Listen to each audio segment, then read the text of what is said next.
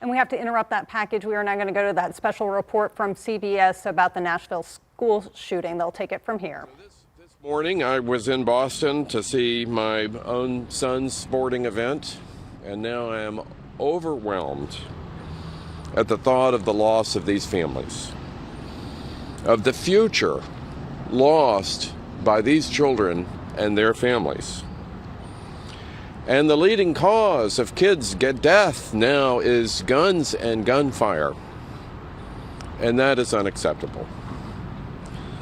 But I want to thank the fast response of our officers. Guns are quick. They don't give you much time. So even in a remarkably fast response, there was not enough time. And those guns stole precious lives from us today in Nashville.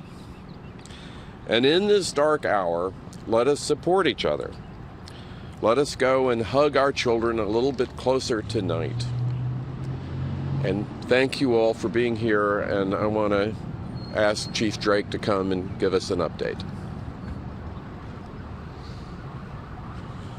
Thank you, Mayor Cooper. Again, thank you all for being here. Just an update from today's press conference. We've identified the shooter as Audrey Hale, a 28-year-old female that lived in the Nashville area. We have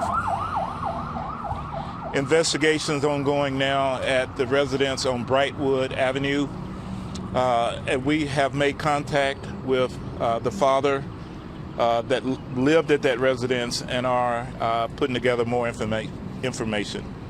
We've also determined there were maps drawn of the school in detail of surveillance, entry points, etc.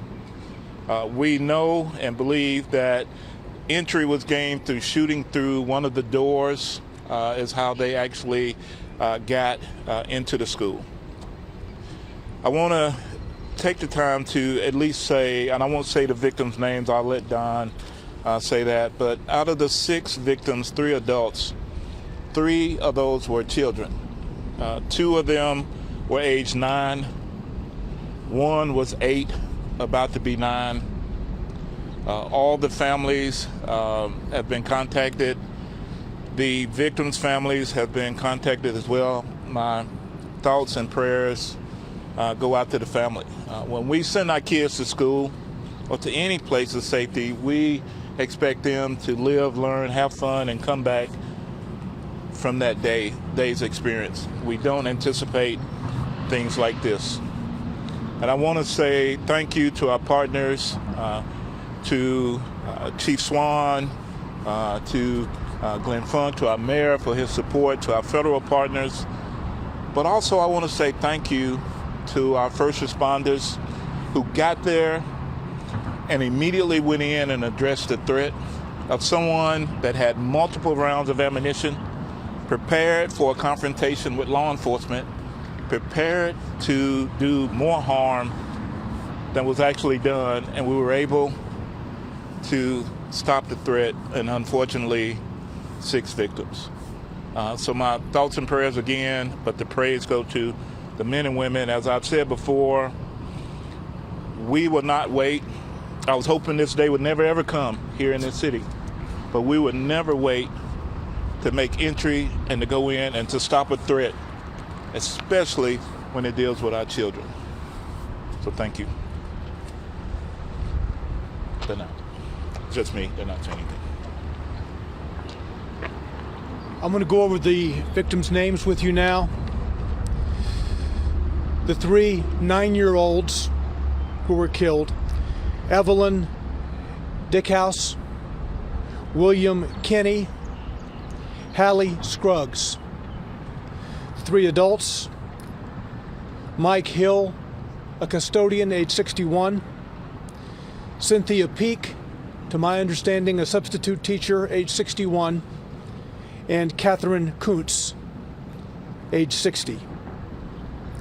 As Chief Drake said, we have identified the active shooter as Audrey Elizabeth Hale, age 28. We'll take just a few questions if you have any. Don, do you believe that she was a former student at the school? Yes, we do. Chief, you want to address that? Yes, from our investigations tell us that she was a former student at the school.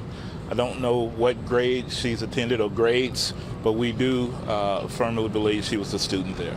Did she identify as transgender? She does identify as transgender, yes. Is there any reason to believe the shooter first went to the church before going to the school? I can't give you that information. I'm unsure. We know that the minute the calls came in, we responded to the church, so to the school. To the school?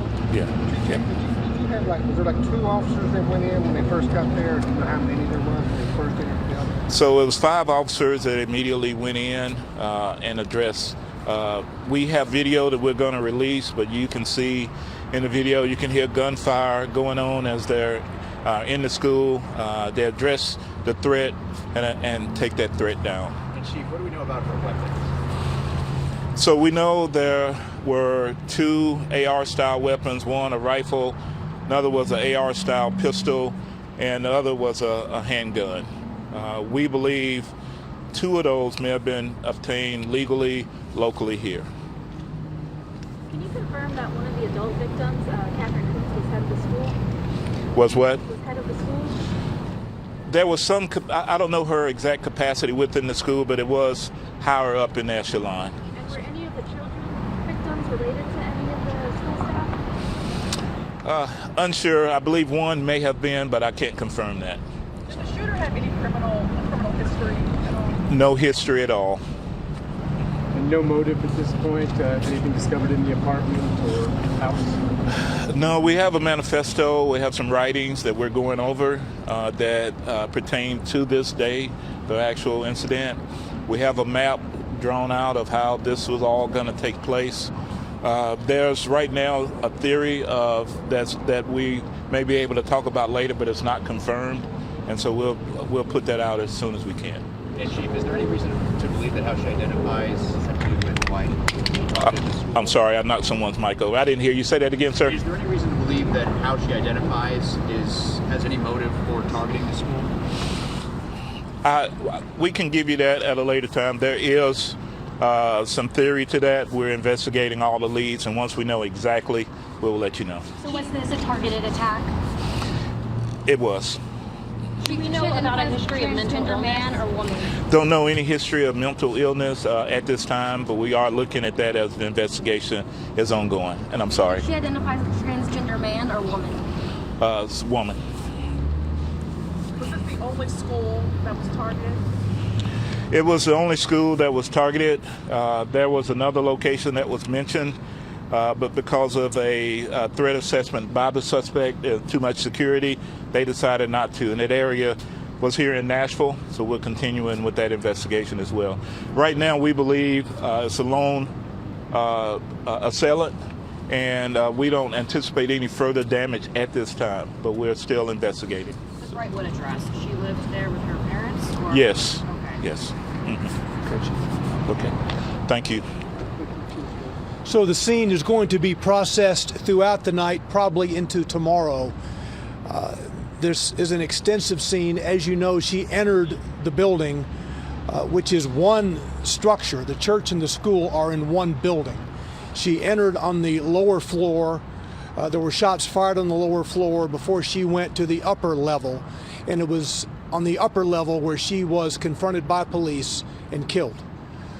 So understand the scene processing will take place over at least 2 days, today and tomorrow. And we'll have more details for you, including the release of video, perhaps tonight, but if not tonight, certainly tomorrow. Thank you.